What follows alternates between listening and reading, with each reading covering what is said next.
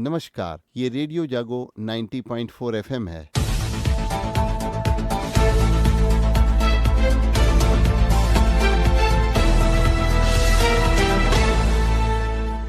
अब आप अभय शंकर गौड़ से आज की हलचल सुनिए। तो कारगिल विजय दिवस था कल और उसकी रजत जयंती थी। तो इस अवसर पर प्रधानमंत्री नरेंद्र मोदी ने लद्दाख के द्रास में वहां पर कारगिल मेमोरियल पर शहीदों को श्रद्धांजलि दी और अग्निपथ योजना पर उन्होंने कहा कि वो हैरान हैं कि अग्निपथ योजना को लेकर एक भ्रम फैलाया जा रहा है।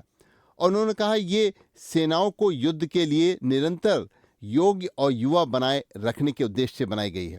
प्रधानमंत्री मोदी ने अग्निपथ योजना पर सियासत करने वालों पर निशाना साधते हुए कहा कि दुर्भाग्य है कि भारतीय राष्ट्रीय सुरक्षा से जुड़े इतने संवेदनशील मुद्दे को कुछ लोगों ने राजनीति का विषय बना दिया है। मुख्यमंत्री योगी आदित्यनाथ ने भी कहा है कि देश की सेवा करके लौटने वाले अग्निवीरों को उत्तर प्रदेश पुलिस और पीएसी बल में बल दिया जाएगा, उनका समायोजन इन अग्निवीरों का किया जाएगा और जो प्रशिक्षित और अनुशासित युवा हैं सैनिक, इनसे हमारे उत्तर प्रदेश की पीएसी और पुलिस को फायदा होगा। तो राष्ट्र की सुरक्षा प्रधानमंत्री मोदी ने कहा सर्वोपरि है, क्योंकि राष्ट्र सुरक्षा सर्वोपरि है। जो लोग देश के युवाओं को गुमराह कर रहे हैं, इतिहास गवाह है कि उन्हें सैनिकों की कोई परवाह नहीं है। तो कल एक और बड़ी चीज हुई, पेरिस ओलंपिक के उद्घाटन हुआ और वहां पर फ्रांस के हाई स्पीड रेलवे नेटवर्क पर कई जगह हमले भी हुए। उपद्रवियों ने आगजनी, तोड़फोड़ और तार काटने जैसी घटनाओं को अंजाम दिया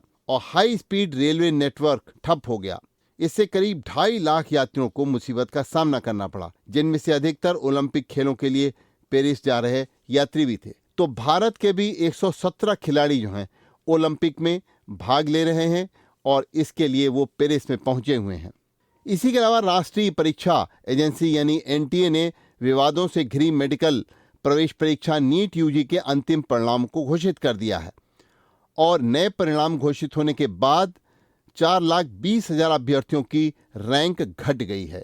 उच्चतम न्यायालय के निर्देश के बाद भौतिकी के प्रश्न पत्र के अंकों को ध्यान में रखते हुए परिणाम घोषित किया गया है। तो आइए बात करते हैं, कल हरदोई में भी जो है कारगिल युद्ध में जिन लोगों ने अपनी आहुति दी है उसको लेकर के एक कार्यक्रम आयोजित किया गया और ये कार्यक्रम शहीद उद्यान में आयोजित किया। वहां पर कारगिल विजय दिवस की बेला पर जिला सैनिक कल्याण और पुनर्वास कार्यालय की ओर से रसखान प्रेक्षागृह में भी कार्यक्रम हुआ और कारगिल युद्ध में प्रतिभाग करने वाले 29 पूर्व सैनिकों को इस अवसर पर सम्मानित भी किया गया। तो इस सम्मान में रेडियो जागो 90.4 एफएम की मातृ संस्था Shiv Shankar development society SSDS द्वारा ये जो हमारे 29 ऐसे हरदोई के जवान, ऐसे हमारे सैनिक जिन्होंने की कारगिल युद्ध में प्रतिभाग किया था, उनको रेडियो जागो 90.4 एफएम की मातृ संस्था शिव शंकर डेवलपमेंट सोसाइटी द्वारा भी उनको स्मृति चिन्ह देकर के और सम्मान किया गया।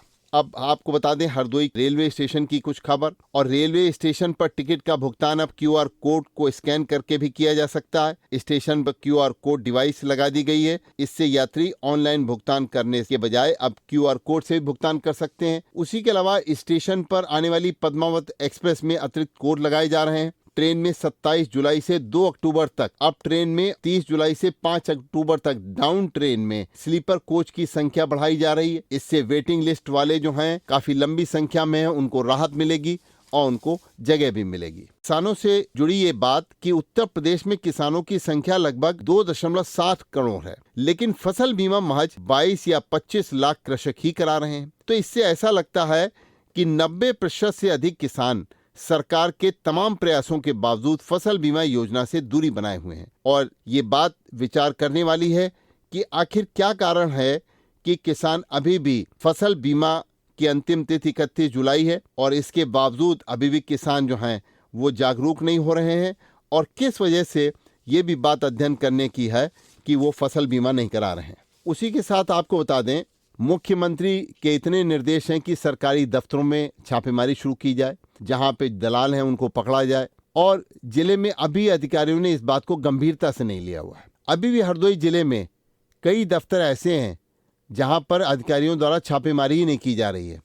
सबसे ज़्यादा भ्रष्टाचार है जिला अस्पताल में, जिला महिला अस्पताल में और वहां पर निजी अस्पतालों को राह दिखलाने के लिए दलाल लगे रहते हैं, दलालों के माध्यम से वहाँ पे काम हो रहा है।